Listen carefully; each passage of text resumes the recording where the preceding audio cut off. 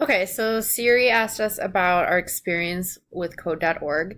I've used code.org a lot, but I've been at a couple different schools and I keep opening new accounts with my different email addresses, so it's under my school email. So my current, you know, uh, I can't remember how to look at like what you've already done, but on this school, it's like very, very little. You can see I haven't even given myself a course myself, but I've gone through most of the basic levels of like the elementary on code.org. And when I was at the NSTA conference a few years ago, I asked a presenter, I really feel like coding is something that I need to understand, like kind of on an adult level, in order to explain it to the kids or help the kids go further with it. So she suggested this course on edX through Harvard. So it's the CS50 Introduction to Computer Science. So this was actually like, even though it says introduction, this was actually a little bit tougher then, and I had started this, but maybe because it's been updated since last time I looked. Anyway, so I had kind of done week one or two of this, and even though it's like a college level introductory course, it was almost above my head where like week one encompassed code.org and like everything I'd ever done plus. So this was kind of overwhelming for me. I'd like to get back into it when I have a chance, but maybe there's something on code.org that would be like a better bridge for me, like doing some of their like high school projects or whatever.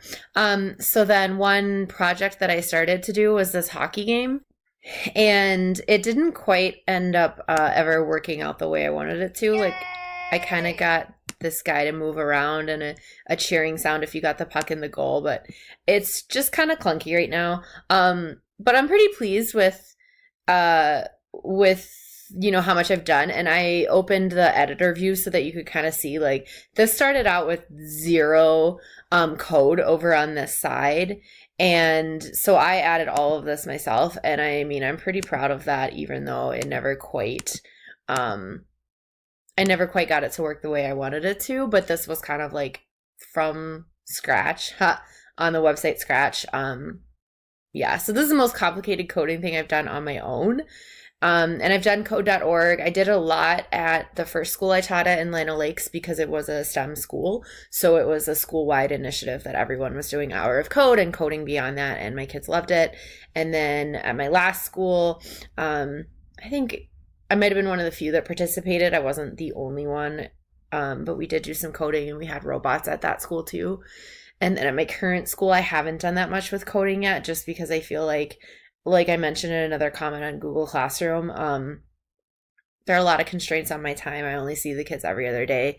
So maybe I feel like this time of year, I'm kind of trying to finish things up before Christmas, but maybe, or before winter break, but before the end of the year, it'd be cool. Like if we have time in the spring, maybe to do a couple weeks of coding.